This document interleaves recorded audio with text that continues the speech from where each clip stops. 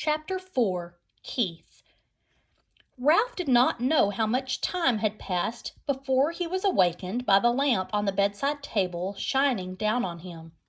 He squeezed himself into the tiniest possible ball, wrapped his tail around his body, and tried to make himself as thin as the apple core. "My motorcycle!" shouted the boy the very first thing. "Somebody stole my motorcycle!" Uh-oh, thought Ralph.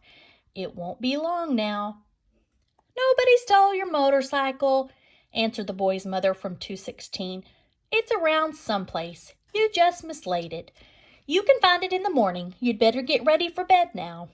"No, I didn't mislay it," insisted the boy.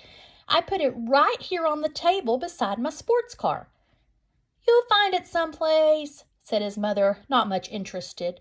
Boys were always losing things. While Ralph cowered behind the apple core, Keith opened the drawers of the bedside table and slammed it shut. He jerked back the bedspread, yanked the pillows off the bed, and threw them back. Then he got down on his hands and knees and looked under the bed and the table. Ralph wrapped his tail more tightly around his body. "Here it comes," he thought. The boy's face appeared in the opening at the top of the wastebasket. Ralph's heart raced like a motor. "Ha!" said the boy to himself. "Here it is. I wonder how it got there." His hand came down into the wastebasket to seize the motorcycle and lift it out. Still leaning over the wastebasket, he examined the bent handlebar and the chipped paint. "That's funny," he remarked aloud.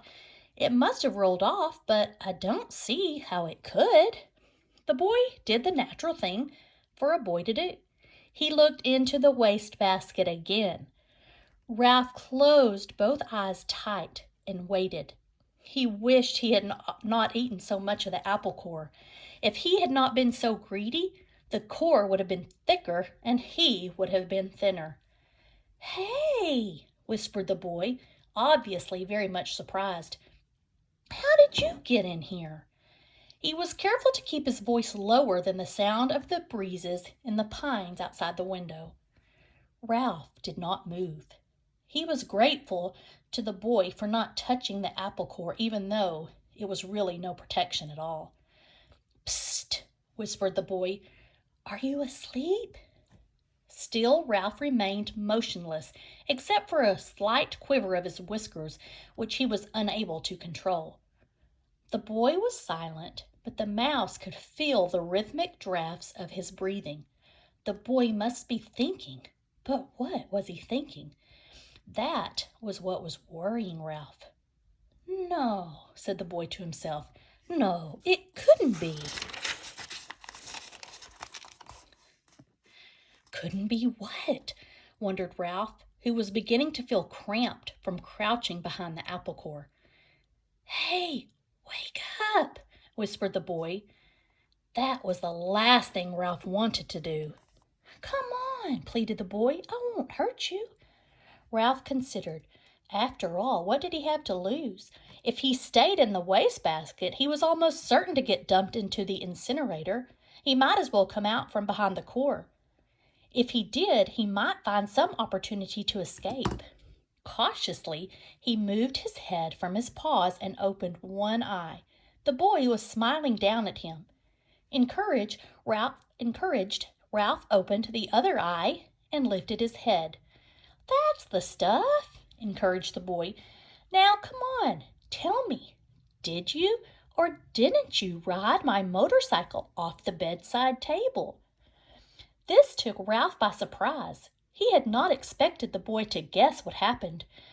"Well, yes, I guess you might say I did," confessed Ralph, rubbing his aching muscles. "I thought so." Neither the mouse nor the boy was the least bit surprised that each could understand the other. Two creatures who share a love for motorcycles naturally spoke the same language. That must have been some accident. Did it hurt much? "Oh, some," answered Ralph with a display of bravado. Anyway, I didn't exactly ride it. I really coasted off. The telephone rang and startled me. Now, how about getting me out of here?" "Just a minute," said the boy. "How did you get up here in the first place?" "Climbed, stupid, on the telephone cord." Ralph instantly regretted his rudeness. He had better watch his tongue if he expected any help in escaping from the wastebasket. "Oh, of course," said the boy apologetically. "I should have thought of that myself." At that moment, there came a quick knock on the door in room 215 and the rattle of a key. "Help!" cried Ralph. "The maid! Don't let her see me!"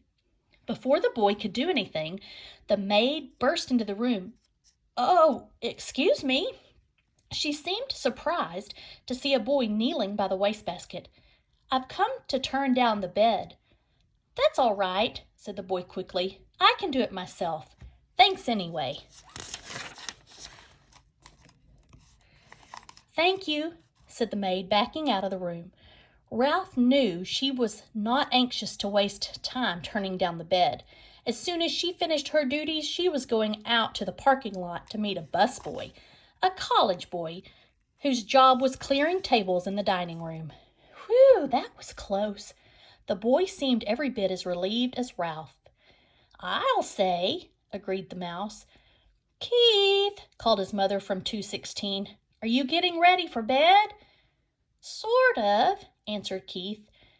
"You'd better come in our bathroom and take a bath," said his mother. "Aw, gee, Mom, do I gotta?" asked Keith. "Yes, you do," said his father. "And don't forget to brush your teeth," said his mother. "I won't," promised Keith. Then he whispered to Ralph, "You just lie low. I'll hurry and take a bath and get into bed and turn out the light, and after Mom comes and kisses me goodnight, we can talk some more." Lie low indeed! Ralph was indignant. He couldn't lie much lower if he wanted to, and he certainly did not want to sit around waiting to talk. He wanted to get out of that wastebasket. Once he was out, he would see about talking, but not before. Ralph could hear the boy splashing in 216's bathtub and then hastily brushing his teeth in 215's wash basin. After this, there was the sound of a suitcase being opened and clothes dropped on the floor. The boy hopped into bed, and to Ralph's relief, the light was turned out. In a moment, Mrs. Gridley came to kiss her son goodnight. "Night, Mom," said the boy, sounding as if he were already drowsy. "Good night, Keith," said his mother. "It looks like we are going to have to stay here for a few days. Your father refuses to budge." "That's okay," muttered Keith, giving the impression he was almost asleep. "Good boy," said his mother. "You're a good sport." "Good night, son," said the boy's father from the doorway between the two rooms. Keith did not answer. Instead, he breathed slowly and deeply, and to Ralph's thought, a bit too noisily. There was no sense in overdoing things. As soon as all was quiet in the next room, the boy swung his legs out of bed, fumbled around in his suitcase, and shone a flashlight into the wastebasket.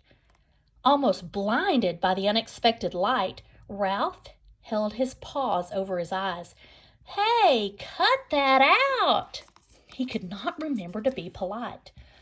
"Oh, sorry."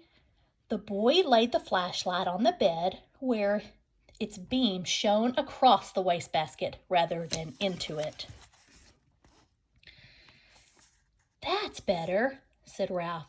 "Now how about getting me out of here?" As an afterthought, he added, "Please?" The boy ignored the mouse's request. "How would you like to ride my motorcycle?" he asked. Ralph's heart skipped a beat like a motor missing on one cylinder. The mouse-sized motorcycle really would run after all. And there was one thing certain. Since the motorcycle really would run, the boy could not expect him to ride around the bottom of a wastebasket. Sure, Ralph tried to sound calm. The important thing was to get out of this prison. He braced himself, dreading the touch of the boy's hand on his fur. To Ralph's surprise, the boy did not reach in and grab him. Instead, he slowly and gently tipped the wastebasket on its side, permitting Ralph to walk to freedom with pride and dignity. "Thanks," said Ralph, genuinely grateful for this consideration. "I believe you're okay." "Sure I'm okay," said the boy, setting his motorcycle down beside Ralph. "Did you think I wasn't?"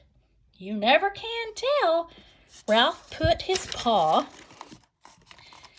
on the handlebar of the motorcycle. "It's a real beauty, even with a bent handlebar. I'm sure sorry about that." "Forget it," said the boy reassuringly. "It won't hurt much. The motorcycle will still run." Ralph threw his leg over the motorcycle and settled himself comfortably in the seat. "Perfect, just perfect." The boy was obviously delighted that his motorcycle was just right for a mouse. Ralph could not have agreed more heartily. It was perfect, except for one thing. He did not know how to start it. "Well, go on," said the boy. "Ride it." Ralph was ashamed to confess his ignorance. "I don't know how to start it," he admitted. "It's the first motorcycle I have ever had a chance to ride." "You have to make a noise," the boy explained matter-of-factly. "These cars don't go unless you make a noise."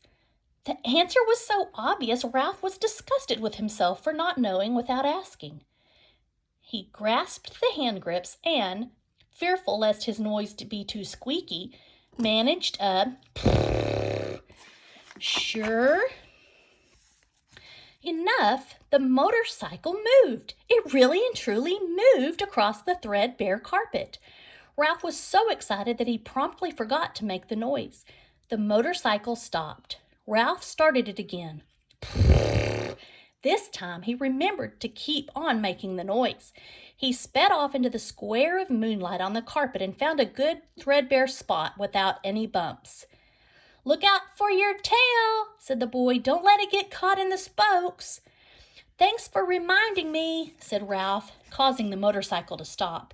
He started it again and steered with one paw while he reached back with the other, caught up his tail, and held the tip safely against the handlebar. It was a glorious sensation, speeding round on the carpet freely and noisily, and most of all, fast. Ralph discovered that if he made the noise fast, the motorcycle speeded up. If he slowed the sound, the motorcycle slowed down. He promptly speeded up and raced around in the rectangle of moonlight, where he made another discovery. When he ran out of breath, the momentum of the motorcycle carried him on until he could take another breath. "Gee, you're lucky," whispered the boy. In order to answer, Ralph had to stop. "I am?" It had never occurred to him that a mouse could be luckier than a boy. "You sure are." The boy spoke with feeling. "My mother would never let me ride a motorcycle. She would say I might break a leg or something silly like that." "Well, if you want to come right down to it," said Ralph, "I don't suppose my mother would be exactly crazy about the idea." He began to have an uneasy feeling that he really should be getting back to the mouse hole. "Anyway," said the boy gloomily, "it will be years and years before I'm old enough to ride a motorcycle, and then when I am old enough, my mother won't let me." Ralph really felt sorry for the boy, hampered as he was by his youth and his mother. "Go on, ride it some more," said the boy. "I like to watch." Ralph started the motorcycle again and rode around in the moonlight once more, faster and faster, until he was dizzy from circling, dizzy with excitement, dizzy with the joy of speed. Never mind the danger, never mind what his mother thought. This was living. This was what he wanted to do, on and on and on. "Lucky," whispered the boy with envy in his voice. Ralph did not answer. He did not want to stop.